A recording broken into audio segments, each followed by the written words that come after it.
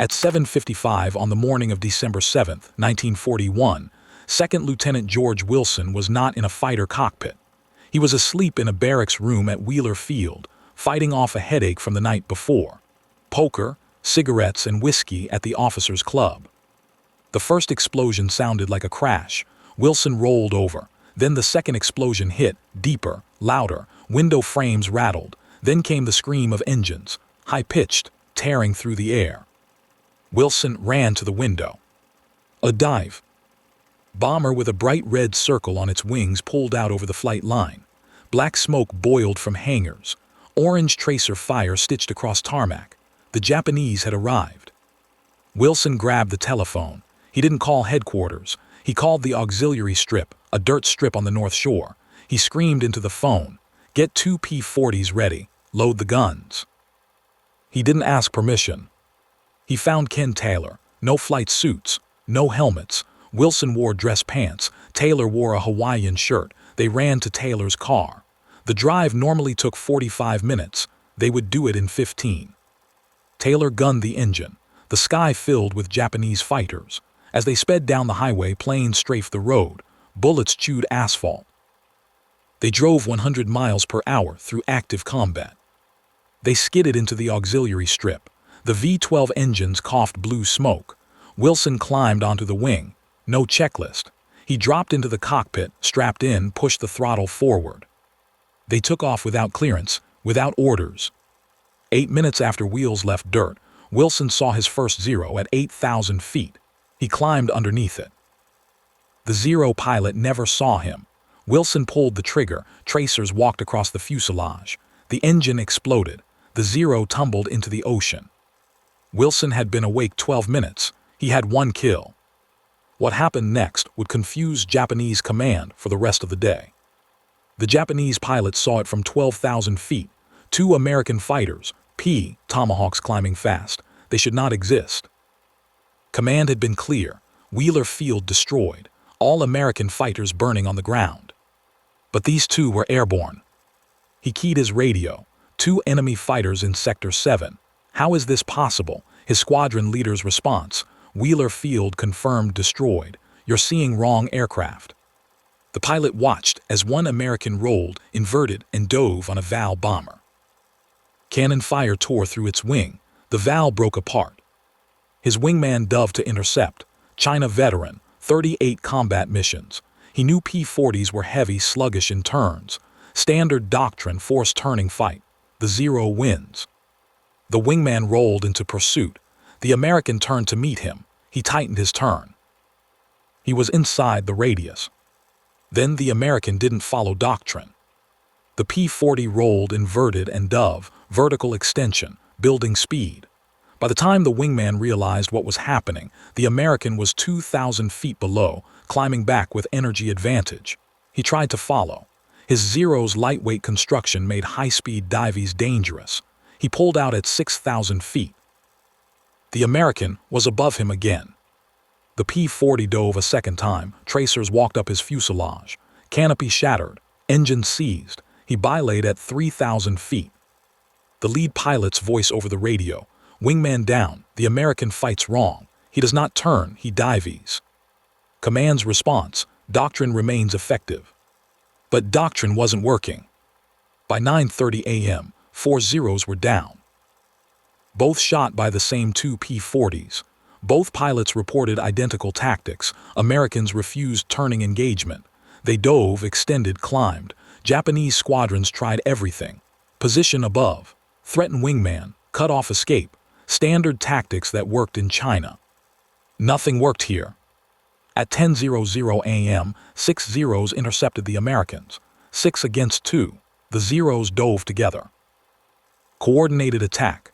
Both P-40s broke opposite directions. Dove straight down. The Zeros followed. At 2,000 feet, Americans pulled out. Zeros pulled out at 3,000 feet. Americans stayed at 500 feet.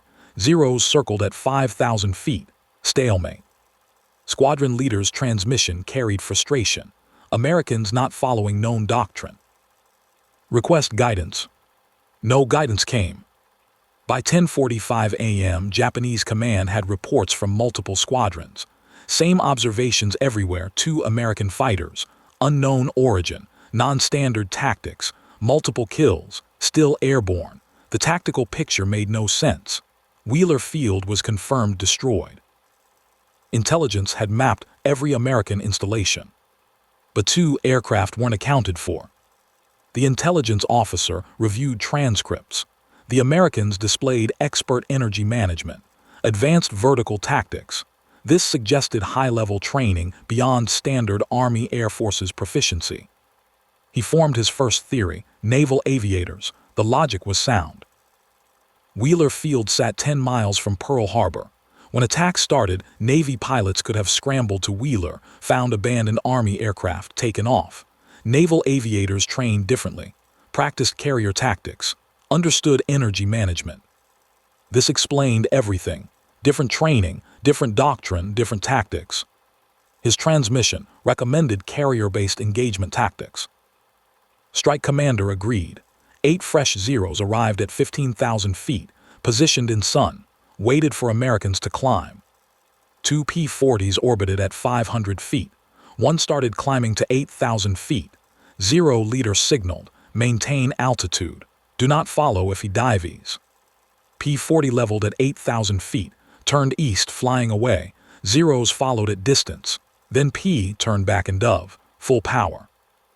From 8,000 feet to 500 feet in 20 seconds, pulled out, climbed to 5,000 feet. This wasn't Navy doctrine.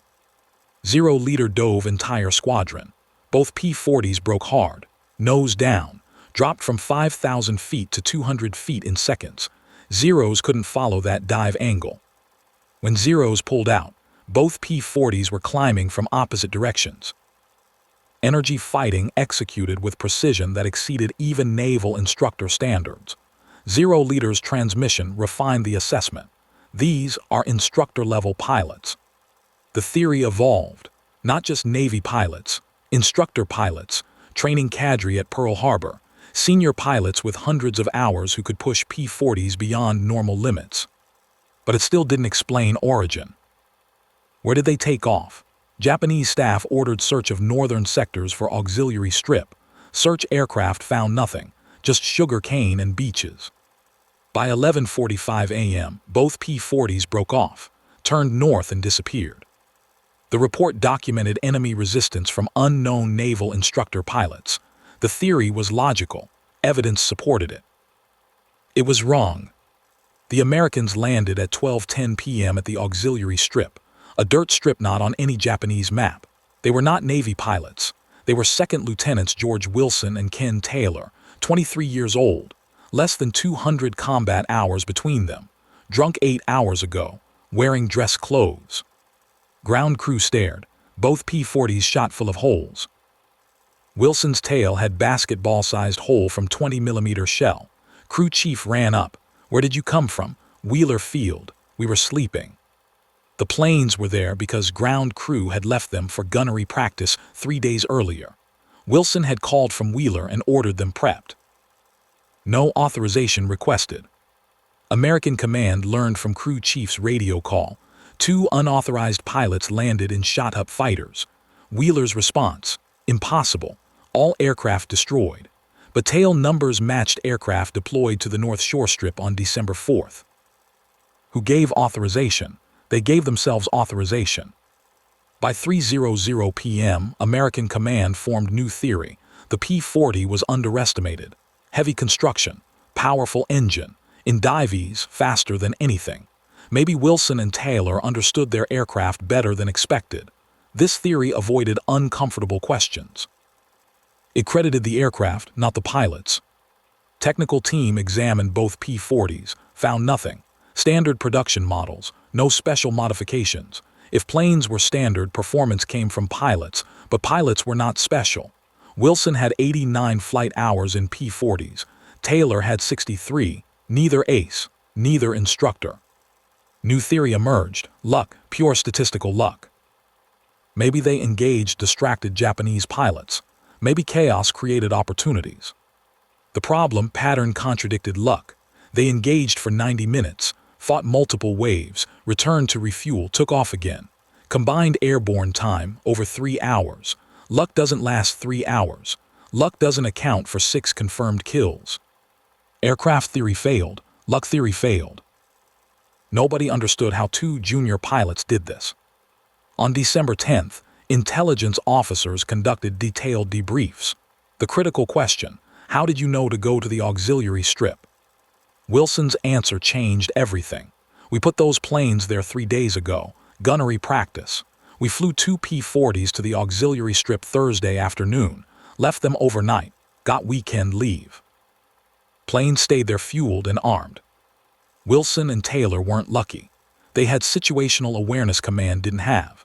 They knew about operational aircraft because they had deployed them there 72 hours earlier. But knowing about available aircraft didn't explain the critical decision. Standard protocol required authorization. Contact chain of command. Request clearance. Wait for approval. Wilson didn't contact Wheeler Command. Wheeler was under attack, fires visible, explosions shaking buildings. Calling headquarters meant navigating chain of command during chaos, time they didn't have. He called the auxiliary strip directly, ordered ground crew to prep 2 P-40s, 30 seconds on the phone, then grabbed Taylor and ran. This was the first critical decision. Everyone else waited for orders. Wilson created his own orders. Tactical instructor raised the problem. Taking aircraft without authorization violated regulations. Court-martial offense. Wilson's response, we weren't in peacetime anymore. Japanese settled that at 7:55. The drive to the auxiliary strip presented its own problem. Active combat zone. Japanese strafing roads. Taylor drove 100 miles per hour, bullets chewing asphalt. Every second mattered.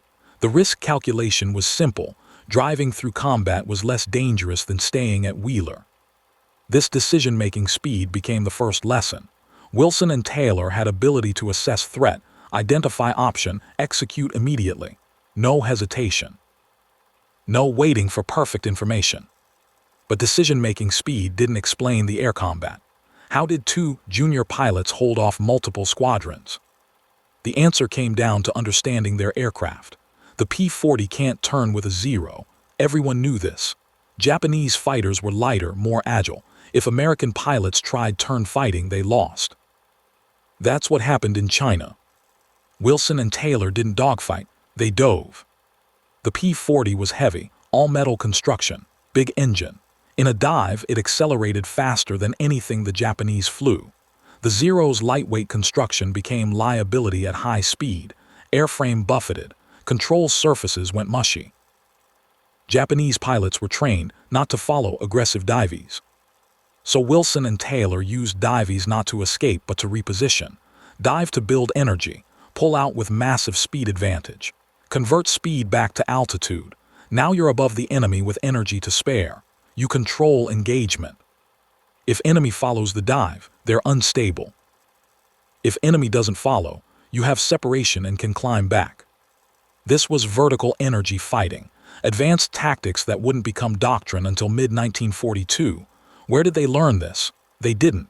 They figured it out. The logic was simple. P-40 can't turn. P-40 can dive. Use what it can do. Taylor added context. They had practiced at the auxiliary strip during gunnery training. Diving on surface targets. You learn quickly how much speed the P-40 builds, how quickly you convert speed to altitude. It's using the aircraft the way it wants to be used. This was the revelation. Wilson and Taylor weren't executing secret techniques. They were using basic energy management while everyone else thought about turning fights. One more detail completed the picture. Why stay low after disengaging? Altitude provides advantage but also exposure. At 15,000 feet, enemy sees you from 50 miles. At 500 feet, you can use terrain to break visual contact. When they needed to disengage, they dropped to 500 feet. Zeros stayed at 5,000 feet. Japanese pilots didn't want low-altitude combat over their own target area. This wasn't survival instinct. This was tactical judgment, 2 against dozens. Can't win fighting fair, fight smart, use strengths, avoid weaknesses, choose engagement conditions that favor you. The debrief captured the finding. These pilots succeeded because they understood their aircraft better than Doctrine did. They adapted tactics to match reality. Because turning fights were killing everyone. So they tried something different. Intelligence officers reconstructed every engagement, building new doctrine from combat data. First engagement, 8:43 a.m. Wilson climbing through 6,000 feet, 0 above at 8,000 feet. Standard doctrine said disengage, gain altitude. Wilson ignored doctrine, continued climbing underneath the 0. The 0 pilot saw him late. By the time Japanese pilot rolled to dive, Wilson was in firing position. 0's lightweight construction meant slow roll rate. P-40's heavier controls were faster for this maneuver. Wilson fired first. 0 exploded. Time from contact to kill, 8 seconds. Second engagement, 8:51 a.m. Taylor engaged 3 Zeros at 12,000 feet alone, 3 against 1. Every doctrine manual said disengage. Taylor attacked, head-on, against all 3. Japanese pilots spread formation to bracket him, create crossfire. Taylor dove underneath the bracket, 50 degrees nose down, full throttle. Lead 0 couldn't match the dive angle. Taylor pulled out at 2,000 feet with 200 excess speed, pulled up vertical, reached 8,000 feet before 0's repositioned, then dove on them from above. Selected trailing 0, fired, then dove away before others could coordinate. 3 doctrine violations in 90 seconds, engaged when outnumbered, attacked head-on, broke vertical when protocol said break horizontal. Why? Protocol was written for different aircraft. P-40 isn't a turning fighter, it's a diving fighter. If you follow turning fighter doctrine in a diving fighter, you die. Third engagement, 9:23 a.m., both together, 6 Zeros approaching. Standard doctrine, don't engage when outnumbered 3-1. There were no reinforcements. Wilson called split vertical. They executed a coordinated maneuver never briefed. Wilson broke up. Taylor broke down. 6 Zeros had to choose. 3 went high, 3 went low. This split the numerical advantage. Now 3 against 1 in 2 fights instead of 6 against 2 in 1 fight. Wilson climbed to 15,000 feet with 3 Zeros chasing. Rolled, inverted, and dove. Full power. At 10,000 feet, Wilson doing 400. Zeros doing 350 and struggling. At 5,000 feet, Wilson pulled out. Zeros pulled out at 7,000 feet. Wilson had 2,000 feet separation and 50 advantage. Climbed to 9,000 feet. Now behind them. Engaged trailing 0. Killed it. Dove away before others could turn. Total engagement, 4 minutes. Neither pilot took a hit. They coordinated with minimal radio communication. 2 words, split vertical. Everything else was implicit understanding from 6 months flying together. Second sortie added confirmation. Landed at 12:10 p.m. Refueled, rearmed, took off at 12:45 p.m. No tactical discussion. They knew what worked. They did it again. Second sortie, 40 minutes. 2 more confirmed kills. By 2:00 p.m., combined flight time was 3 hours 20 minutes. Combined confirmed kills, 4. They did this in 2 stock P-40s with no special modifications, no advanced training, no authorization. Final assessment. These pilots succeeded by refusing to follow doctrine that didn't match reality. They adapted tactics to circumstances. They made decisions without waiting for authority.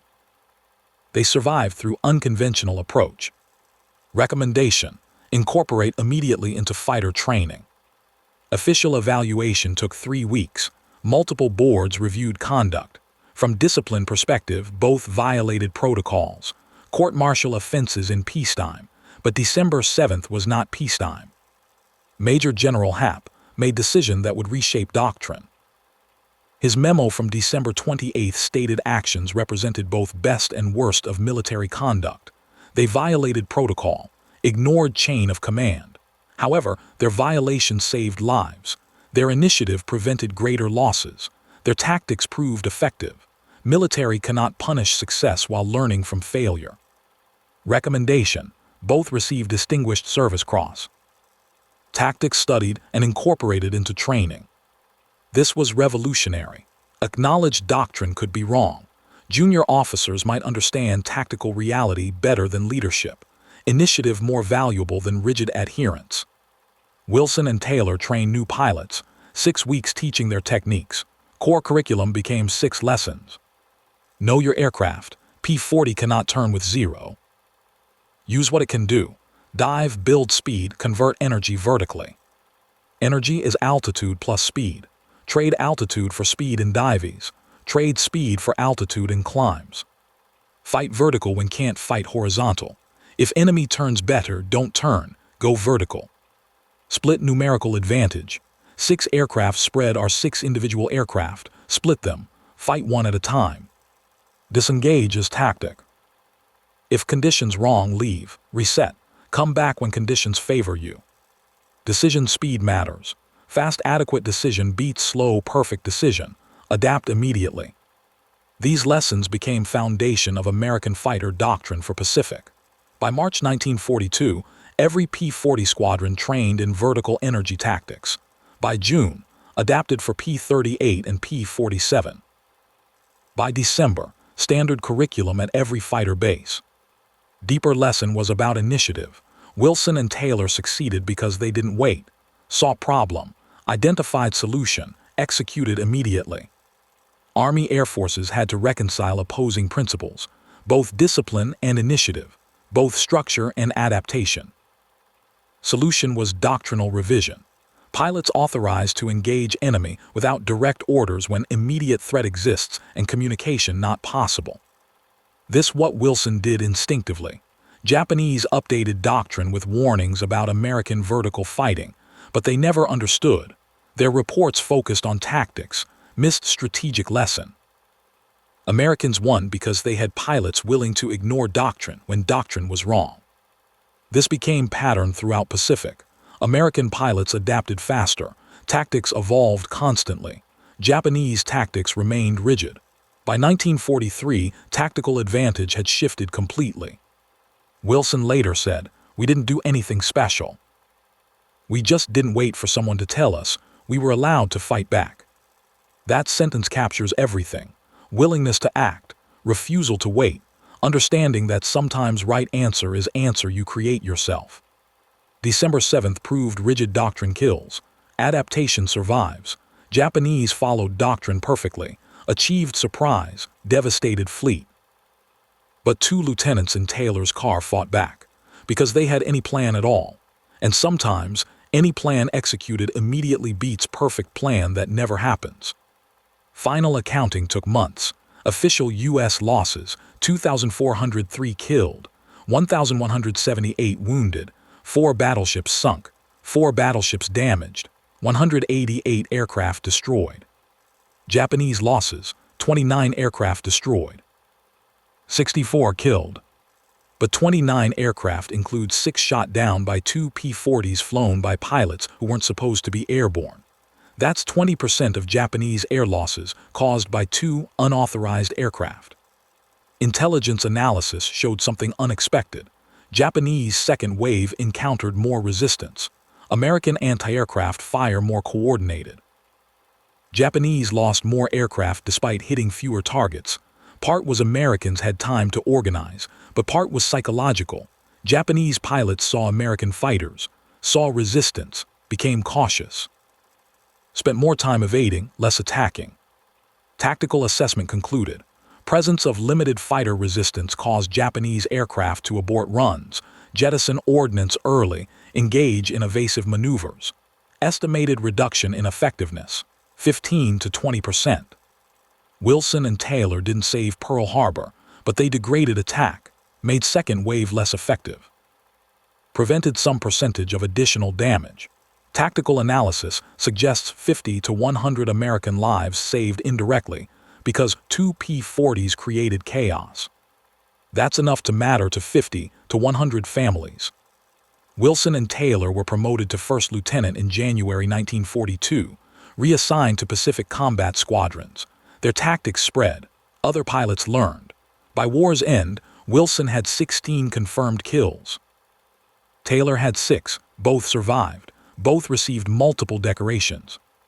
Congressional Medal of Honor was recommended, supported it, but Washington had problem. If they gave highest honor to pilots who violated protocol, what message would that send? Recommendation was, Both received Distinguished Service Cross instead.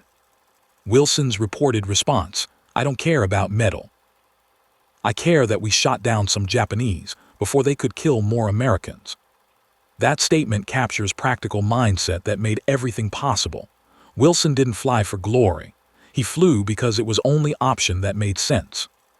December 7th ended with Pearl Harbor in ruins, but it also ended with two P-40s landing at the auxiliary strip, shot full of holes, nearly out of fuel. Flown by pilots who shouldn't have been airborne. Those two aircraft represented something Japanese didn't account for: American willingness to fight back even when fighting back seemed impossible. Japanese planned for surprise, for confusion, for devastation. They didn't plan for two lieutenants in Taylor's car. That was their mistake. Strategic impact of two unauthorized aircraft is impossible to calculate precisely, but historians agree. Wilson and Taylor's actions influenced fighter doctrine development in ways that saved thousands of American lives over the next 3 years, not because they were heroes, because they were survivors who shared what they learned. The fundamental question: how did two unauthorized aircraft account for 20% of Japanese air losses? The answer is simple: they didn't wait for permission. Everything else flows from that single decision. Wilson saw attack. He knew about aircraft at the auxiliary strip. He called immediately. He didn't ask if he was allowed. He didn't wait for command structure. He made decision. He executed. He adapted. That's the lesson. Not aerial combat techniques, not vertical energy fighting. The lesson is about decision-making speed. Japanese had perfect tactical execution. They followed doctrine precisely. Everything went according to plan. But they didn't account for individuals who would ignore American plans. American doctrine was clear: all aircraft movements require authorization. All operations require orders. Doctrine made sense, prevented chaos, maintained discipline, worked perfectly in peacetime. It failed completely in war. Wilson and Taylor succeeded because they understood. When situation changes fundamentally, old rules become irrelevant. When bombs are falling, waiting for authorization means waiting to die. This isn't about courage. Wilson and Taylor didn't have time for fear. They had seconds to decide. They chose action over paralysis. That's survival instinct with tactical judgment. Most people freeze when confronted with chaos. Most wait for someone to tell them what to do. Most default to protocol because protocol provides certainty. Wilson and Taylor defaulted to effectiveness. Doctrinal change from Pearl Harbor wasn't about fighter tactics. It was about decision authority. Army Air Forces revised regulations to authorize pilots to engage threats without orders when immediate danger exists. This, what Wilson did instinctively. But codifying instinct is difficult. What you can't teach is willingness to violate protocol when protocol is wrong. That's personality. That's judgment. That's something pilots either have or don't. Wilson and Taylor had it. They saw situation. They assessed options. They chose option that made sense even though it violated every rule, and they were right. The tragedy is how many other pilots had same capability but didn't use it. How many saw attack and thought about aircraft at auxiliary fields? How many considered taking off without authorization? How many decided to wait? We'll never know. Men who waited are footnotes. Men who acted are legends. Military had to acknowledge sometimes system fails. Sometimes protocol is wrong. Sometimes junior officers understand tactical reality better than senior commanders. After Pearl Harbor, American forces developed reputation for aggressive individual initiative, for adapting quickly, for violating doctrine when doctrine failed. Japanese maintained rigid command structures, followed doctrine precisely. This worked when plans were good, failed when plans met unexpected resistance. Pacific War became test of opposing philosophies. Japanese precision versus American adaptation. Japanese discipline versus American initiative. Japanese protocol versus American pragmatism. American forces won not because they had better equipment. They won because they had thousands of pilots who thought like Wilson and Taylor. Pilots who would violate doctrine to accomplish mission. Pilots who made decisions without permission. This tactical flexibility came directly from December 7th. From Lesson 2, unauthorized aircraft taught entire American military. When situation demands action, act. Worry about authorization later. Final accounting shows George Wilson and Ken Taylor flying 2 unauthorized P-40 Tomahawks, shot down 4 confirmed enemy aircraft, degraded Japanese effectiveness by 15 to 20%, influenced fighter doctrine for entire Pacific theater, and proved that sometimes best answer to may I is I already did. History books summarize Pearl Harbor as disaster followed by determination. They focus on battleships and casualties. They rarely mention 2 pilots who didn't wait for permission. But military historians know, fighter pilots know, December 7th wasn't just about failure, it was about adaptation, about moment when rigid doctrine met chaotic reality and reality won. George Wilson and Ken Taylor made one decision that morning. They saw attack. They knew about available aircraft. They didn't ask permission, they just acted. And that decision, that refusal to wait, changed how America fought entire war. Simple answer to simple question. How did 2 unauthorized aircraft matter? They didn't wait. Everything else followed from that. George Wilson didn't wait for orders. We don't wait to bring you the next story. Subscribe.